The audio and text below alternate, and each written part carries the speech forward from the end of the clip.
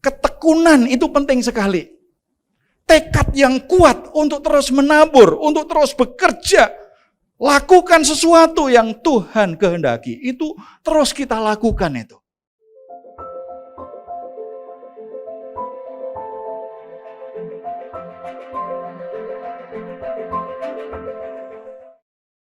Saudara-saudara yang dikasihi Tuhan Yesus, saat ini kita akan mendengar firman Tuhan yang diambil dari Mazmur 126. Bicara tentang bagaimana pengharapan di dalam Tuhan itu selalu ada. Kadang-kadang kita mengalami perjalanan yang berat yang membuat kita harus menangis, meneteskan air mata, tetapi di dalam Tuhan selalu ada pengharapan, di dalam Tuhan selalu ada pemulihan. Mazmur yang tepat salah satunya adalah Mazmur 126 yang akan memberikan kita pencerahan hati dan mengubah kehidupan kita. Ayat 1 sampai 3 itu gambaran ideal yang pasti diharapkan oleh setiap orang mengalami pemulihan dari Tuhan. Saya bacakan, ketika Tuhan memulihkan keadaan Sion, keadaan kita seperti orang-orang yang bermimpi. Pada waktu itu mulut kita penuh dengan tertawa dan lidah kita dengan sorak-sorai. Pada waktu itu berkatalah orang di antara bangsa-bangsa, Tuhan telah melakukan perkara besar kepada orang-orang ini. Tuhan telah melakukan perkara besar kepada kita, maka kita bersuka cita.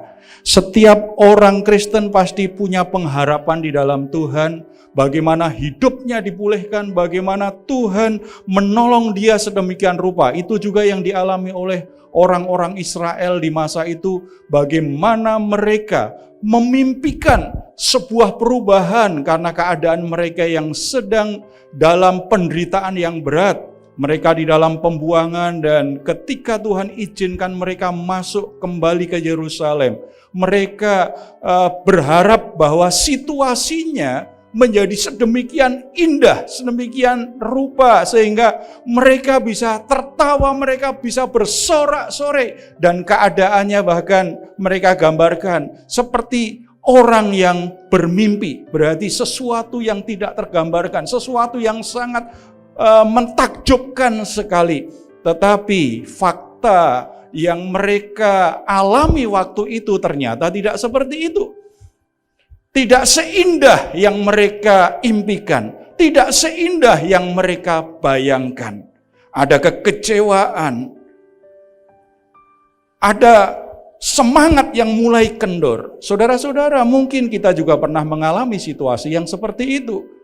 Kita berdoa, berharap Tuhan menolong kita, dan sepertinya Tuhan membukakan pintu-pintu kesempatan bagi kita. Kemudian kita sudah melihat di depan mata bahwa yang kita doakan itu kelihatannya akan terjadi. Kita lihat bagaimana Tuhan kelihatannya sebentar lagi ini Tuhan lakukan sesuatu yang besar.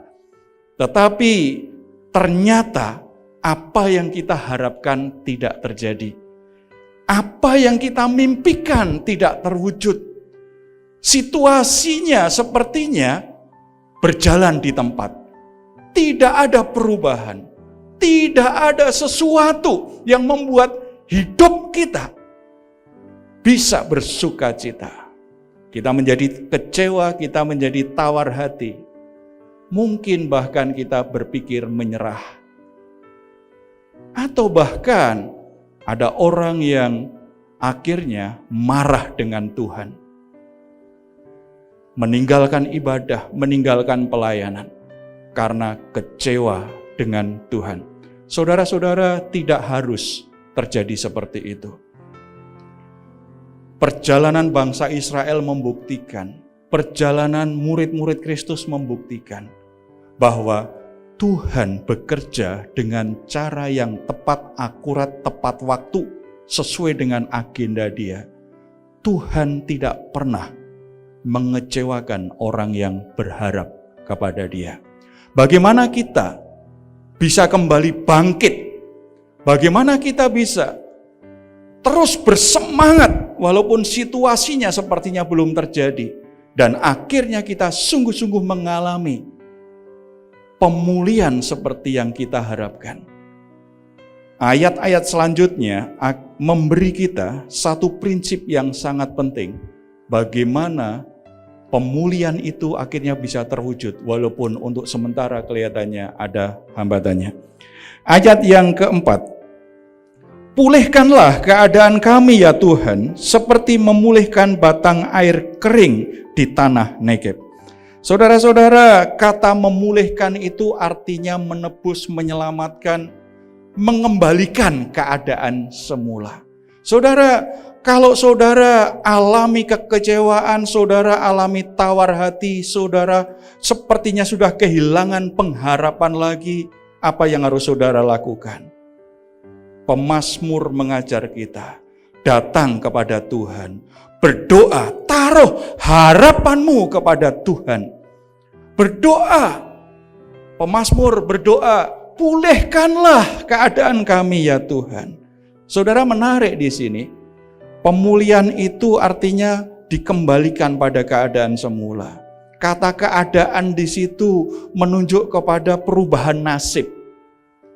Mari kita bawa pergumulan kita, situasi sulit dalam hidup kita, hal-hal yang membuat kita kecewa, kehilangan pengharapan, kita bawa kepada Tuhan, percaya sepenuhnya bahwa Tuhan bisa memulihkan keadaan kita, merubah nasib kita, sehingga nasib kita menjadi lebih baik dari sebelumnya. Doa itu kemudian diikuti dengan satu kalimat, seperti padang gurun, seperti memulihkan batang air kering di tanah Negeb. Saudara, tanah Negeb itu padang gurun yang sangat gersang, sangat kering sekali di sebelah selatan Yerusalem. Tanahnya tandus, tidak bisa ditanami apapun. Tetapi pada waktu tertentu, hujan akan turun di tanah Negeb, dan tanah yang semula itu tandus kering, itu akan berubah menjadi sangat subur sekali, sangat hijau sekali. Berarti, saudara, kalau datang kepada Tuhan, saudara harapkan sesuatu yang baik terjadi. Karena kita tahu bahwa Tuhan bisa mengubah tanah tandus, padang gurun yang gersang itu menjadi sangat subur sekali. Sungai yang kering, batang air yang kering, itu bisa berlimpah dengan air ketika hujan itu turun. Demikian juga Tuhan mampu mengubah semua kekeringan dalam hidup kita, dipenuhi dengan berkat yang berkelimpahan. Tuhan bisa mengubah hidup kita yang sepertinya tidak menghasilkan apa-apa. Ketika Tuhan memulihkan, Tuhan bisa mengubah hidup kita menjadi sangat produktif. Kita bisa menghasilkan sesuatu yang berlimpah-limpah, bahkan bisa menjadi berkat bagi banyak orang. Jadi hal pertama, kalau kita sedang terpuruk sepertinya kehilangan pengharapan, kita menjadi kecil hati, kecewa, jangan menjauh dari Tuhan. Justru dalam situasi seperti itu, carilah wajah Tuhan, carilah kehendak Tuhan. Saya punya sahabat yang alami kebangkrutan luar biasa. Usahanya mengalami kebangkrutan sehingga dia harus bayar hutang, tidak hanya dengan rekanan bisnisnya, tetapi juga harus menyelesaikan hutang-hutangnya di bank. Semua asetnya akhirnya dia jual, dia tidak punya apa-apa lagi. Dia tinggal di rumah mertuanya. Tidak bisa lagi mulai usahanya karena semuanya habis. Dalam pergumulannya seperti itu, dia hampir menyerah. Dia mulai tinggalkan gereja. Dia mulai tinggalkan pelayanan. Tetapi puji Tuhan, tidak terlalu lama akhirnya dia sepakat dengan istrinya mencari Tuhan. Dia ambil waktu khusus ke rumah doa. dia berdoa beberapa hari, doa puasa beberapa hari. Ketika dia di rumah doa itulah Tuhan memberi dia satu hikmat, memberi satu keyakinan bahwa ada titik terang di depan. Dia tidak tahu apa titik terang yang Tuhan buka. Tetapi pulang dari rumah doa, dia berkata kepada istrinya, kita harus memulai sesuatu nih. Tuhan pasti mengubah. Dia tidak tahu apa yang harus dilakukan, tetapi pengharapannya kembali muncul. Dia menangkap janji pemulihan dari Tuhan, bahwa tanah yang gersang, tanah yang tandus bisa diubah menjadi sangat subur. Itu yang dia tangkap. Setelah itu dia mulai usaha yang belum pernah dia lakukan. Dia buat kue dari telur yang ada di dapurnya. Jadi dari yang ada dia buat. Akhirnya dia buat buat kue hanya bisa untuk satu loyang. Dia tidak tahu harus jual di mana. Dia mulai potong-potong dan tawarkan ke beberapa penjual. Dia tidak tahu apakah itu laku atau tidak karena belum pernah jualan. Tetapi ketika dia coba cek sorenya, ternyata kuenya laku, walaupun gak habis. Berarti dia ada modal lagi. Dia ambil lagi, hari berikutnya dia buat lagi. Suatu saat ada yang tahu bahwa dia buat kue dan kuenya enak. Dia dapat pesanan ribuan potong kue. Dia nggak punya modal. Dia berdoa, Tuhan buka jalan, tapi kok nggak ada yang memberi dia modal. Akhirnya dia hubungin orang yang mau pesan kue dan berkata, kami nggak punya modal dan oven kami juga kecil, mungkin nggak sanggup untuk memenuhi kebutuhan itu. Ternyata yang pesan langsung berkata, kalau begitu kami akan kasih DP supaya kamu bisa belanja kebutuhanmu dan bisa beli oven yang besar. Supaya di hari H nanti kalian bisa penuhi semua pesanan kami. Saudara-saudara, ini sesuatu yang ajaib Tuhan kerjakan. Dan sejak saat itu, dia cerita sama saya, hutangnya pelan-pelan akhirnya satu persatu dilunasi dari penjualan kue. Bisnis yang dia tidak pernah lakukan. Itu langkah kedua itu. Kalau kita baca di ayat yang kelima, orang yang menabur dengan mencucurkan air mata akan menuai dengan bersorak-sorai. Saudara, kalau kita punya pengharapan, kalau kita yakin bahwa Tuhan mau menolong kita, Tuhan mampu menolong kita, maka setelah kita berdoa, kita harus mulai bertindak. Seperti sahabat saya tadi. Begitu dia menangkap dari Tuhan, ada titik terang, ada pengharapan. Tuhan akan membukakan pintu kesempatan bagimu untuk mengatasi krisis yang terjadi dalam hidupmu. Begitu dia pulang dari rumah doa, dia mulai satu usaha yang kecil sekali dari apa yang dia punya. Ayat ini menarik sekali. Siapa yang menabur dengan tetesan air mata, dia akan menuai dengan sorak-sorai. Saudara-saudara, tanah Negeb itu tanah yang gersang. Jadi ketika orang menabur di padang gurun Negeb itu sesuatu yang butuh perjuangan luar biasa. Bahkan orang akan anggap itu gila, orang akan mentertawakan.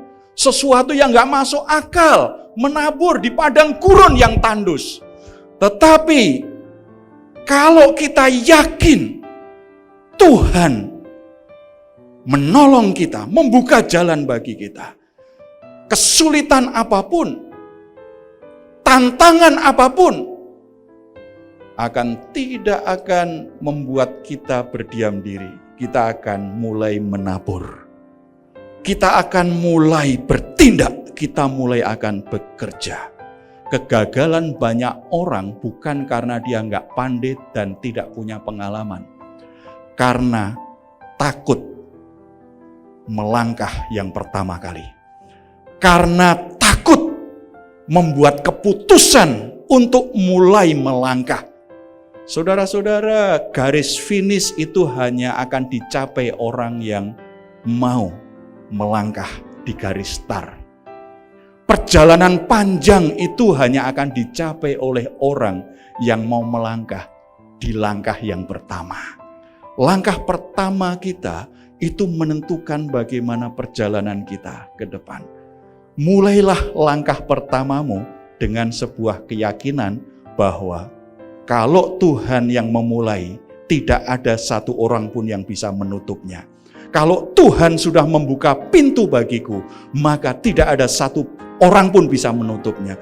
Kalau Tuhan yang sudah membuka jalan bagiku, itu berarti sebuah jalan di mana Tuhan ingin mengenapi janjinya kepadaku, memulihkan keadaanku. Walaupun untuk melakukan itu ada tetesan air mata, ada penderitaan yang harus kita alami.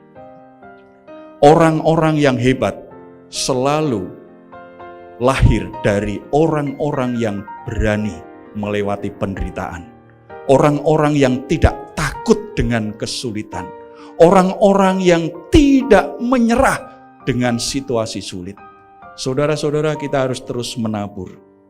Walaupun situasinya sulit, walaupun situasinya sangat berat. Tetapi jangan pernah berhenti menabur. Jangan pernah berhenti bekerja tekun, bekerja keras. Jangan pernah berhenti menabur kebaikan kepada orang lain. Jangan pernah berhenti. Lakukan sesuatu yang baik seperti yang Tuhan kehendaki. Jangan pernah berhenti menabur. Walaupun ketika menabur, saudara harus meneteskan air mata. Itu sangat berat. Karena Mazmur ini jelas sekali menegaskan, kita akan menuai apa yang kita tabur. Kalau kita tidak bosan menabur, kita tidak menyerah menabur, ada waktunya kita akan menuai apa yang kita tabur. Jadi saudara-saudara, apa yang saudara harapkan dari Tuhan? Kalau saudara sungguh-sungguh yakin pengharapanmu dalam Tuhan itu benar, Tuhan bisa memenuhi harapanmu, bisa mewujudkan harapanmu. Mulai melangkah, walaupun situasinya sulit. Tidak usah nunggu semuanya ideal. Ketika Musa dipanggil Tuhan, Musa berdalih dengan berbagai macam cara.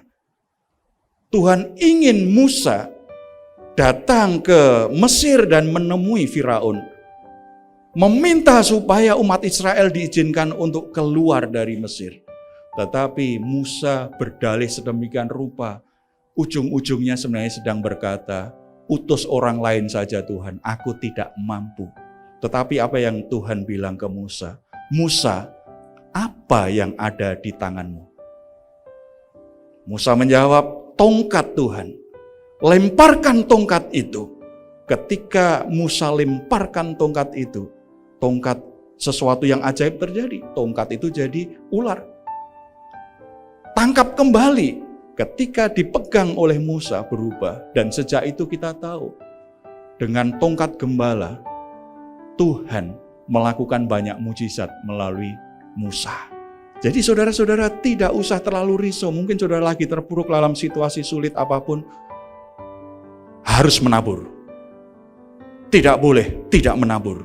Nggak usah modalnya kurang, tidak ada orang yang bantu. Enggak, apa yang ada di tanganmu, lakukan sesuatu. Karena Tuhan bisa memberkati yang kecil bisa menjadi luar biasa. Yang ketiga, ketika kita mulai menabur tadi ya, walaupun situasinya sulit, kita terus komitmen menabur. Kadang-kadang ada tantangan, ada halangan. Tantangan pertama adalah dari diri sendiri.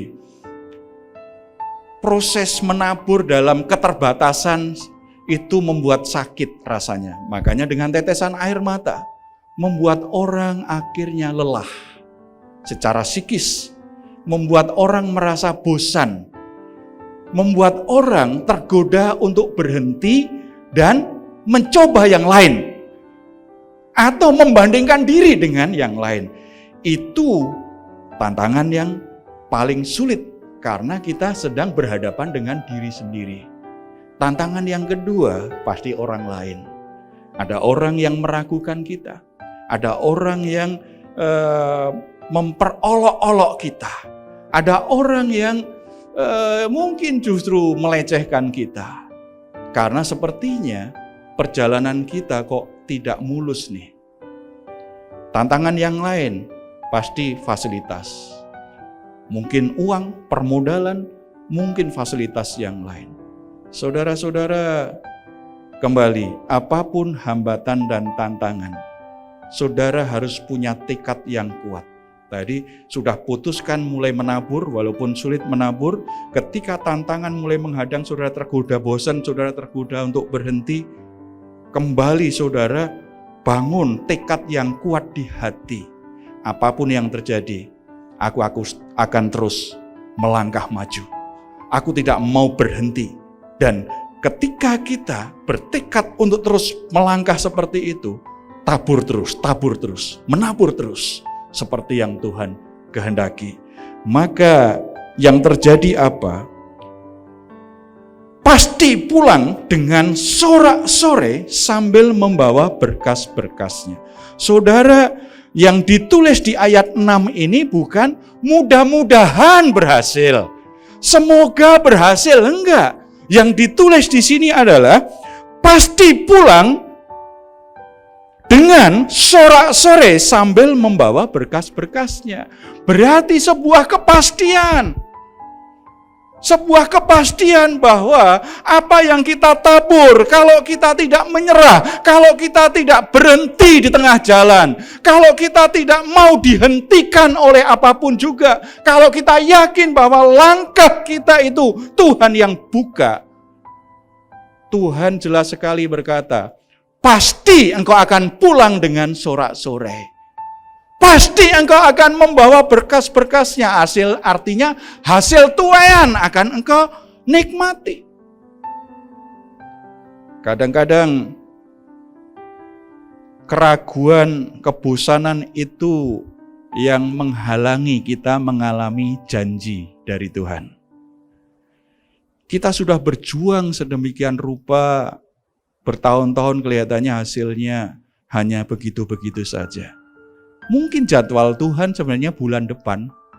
Cuma karena kita sudah bosan dan menyerah bulan ini, janji Tuhan itu akhirnya tidak kita alami. Karena apa? Kita menyerah di perjalanan. Jadi kegagalan kita bukan di awal nih. Awalnya sudah bagus nih. Tetapi justru di saat terakhir tadi loh. Karena kita tidak sabar menunggu prosesnya Tuhan terjadi. Tinggal sedikit lagi, coba kalau dia terus melangkah, terus menabur, dia akan menuai apa yang sudah diperjuangkannya selama ini. Sebab kadang-kadang kebosanan itu pembunuh kreativitas yang sangat besar ya. Menurut saya justru bosan itu Tuhan izinkan. Dua pilihan kalau kita bosan, kita berhenti atau kita jadi kreatif. Benar nggak? Kalau kita bosan, kita menyerah, berhenti. Tetapi kalau kita bosan, akhirnya kita mikirin ngapain ya? Kita akhirnya jadi orang yang kreatif. Kita bisa buat sesuatu. Coba sekarang lihat aja lah di YouTube ya. Orang Kristen ternyata sekarang pinter-pinter semua itu buat video. Banyak sekarang YouTuber. Pendeta jadi YouTuber banyak. Jadi kreatif, dia bisa mengembangkan cara yang lebih lebih kreatif untuk memberitakan firman Tuhan. Jangan takut dengan kebosanan, tetapi jangan menyerah dengan kebosanan. Ketika kita bosan, cari aja ide apa ini. Mungkin caranya atau mungkin kreasi yang lain, tetapi Jangan keluar dari yang Tuhan kehendaki. Tekad kuat untuk terus melangkah. Jadi kalau saudara sedang terpuruk dalam kekecewaan hari ini, saudara sedang alami situasi yang kelihatannya tidak ada harapan lagi, apa yang harus saudara lakukan supaya Tuhan pulihkan? Pertama, datang kepada Dia. Berdoa penuh pengharapan, yakin bahwa Tuhan bisa memulihkan kehidupanmu. Yang kedua, kalau saudara sungguh-sungguh yakin apa yang saudara harapkan dari Tuhan itu Tuhan bisa mewujudkan, saudara tidak boleh malas, saudara harus mulai menabur. Mungkin situasinya sulit, mungkin saudara harus menabur dengan tetesan air mata, tetapi saudara tetap harus menabur. Apa yang saudara yakini itu akan menggerakkan saudara lakukan sesuatu. Ada tantangan, ada hambatan, jangan menyerah. Terus bangun tekad. Melangkah apapun yang terjadi, aku akan terus melangkah maju dan terus menabur. Tiba waktunya Tuhan akan memulihkan kehidupan saudara, keadaan saudara. Tanah gersang dalam hidup saudara diubah menjadi tanah yang sangat subur karena kuasa Tuhan, kasih karunia Tuhan tidak pernah terbatas, dilimpahkan dalam kehidupan orang-orang yang mencari Dia, orang-orang yang berharap kepadanya.